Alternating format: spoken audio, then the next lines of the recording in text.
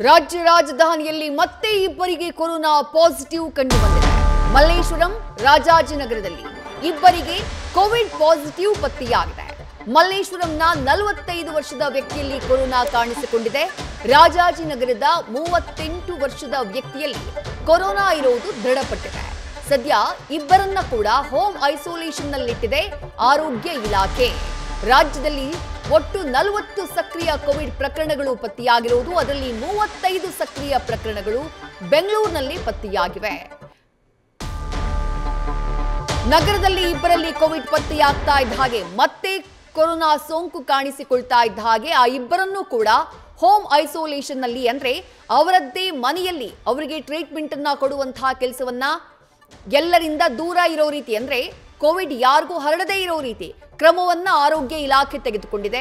ಮಲ್ಲೇಶ್ವರಂನ 45 ವರ್ಷದ ವ್ಯಕ್ತಿ ಹಾಗೆ ರಾಜಾಜಿನಗರದ 38 ವರ್ಷದ ವ್ಯಕ್ತಿಯಲ್ಲಿ ಕೋವಿಡ್ ಇರೋದು ದೃಢಪಟ್ಟಿದೆ. ಹೀಗಾಗಿ ಅದಕ್ಕೆ ಸೂಕ್ತ ಕ್ರಮಗಳನ್ನ ಈಗಾಗಲೇ ಆರೋಗ್ಯ ಇಲಾಖೆ ತೆಗೆದುಕೊಂಡಿದೆ. ಈವರೆಗೆ ರಾಜ್ಯದಲ್ಲಿ ಒಟ್ಟು 40 ಸಕ್ರಿಯ ಕೋವಿಡ್ ಕೇಸ್ಗಳು ಪತ್ತೆಯಾಗಿರೋದು, ಅದರಲ್ಲಿ 35 ಪ್ರಕರಣಗಳು ಬೆಂಗಳೂರಿನಲ್ಲೇ ಇರೋದು, ರಾಜ್ಯ ರಾಜಧಾನಿಯಲ್ಲೇ ಇರೋದು ಕಳವಳಕ್ಕೆ ಕಾರಣ ಆಗಿದೆ.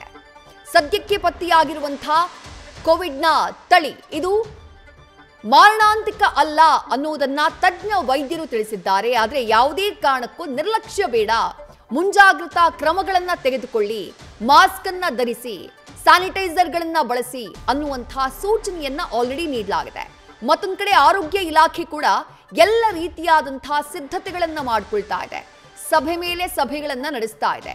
ಏನು ಕ್ರಮಗಳನ್ನ ತೆಗೆದುಕೊಳ್ಳಬೇಕು, ಕೇಸಸ್ಗಳು ಒಂದು ವೇಳೆ ದೊಡ್ಡ ಪ್ರಮಾಣದಲ್ಲಿ ಏರಿಕೆ ಆಗಿದ್ದೇ ಆದಲ್ಲಿ ಟ್ರೀಟ್ಮೆಂಟ್ ಅನ್ನ ಕೊಡೋದಕ್ಕೆ ಯಾವ ರೀತಿಯಾದಂತಹ ತಯಾರಿಯನ್ನ ಮಾಡಿಕೊಳ್ಬೇಕು, ಆ ನಿಟ್ಟಿನಲ್ಲಿ ಸರ್ಕಾರವೂ ಕೂಡ ಸಿದ್ಧತೆಯನ್ನ ಮಾಡಿಕೊಳ್ತಾ ಇದೆ.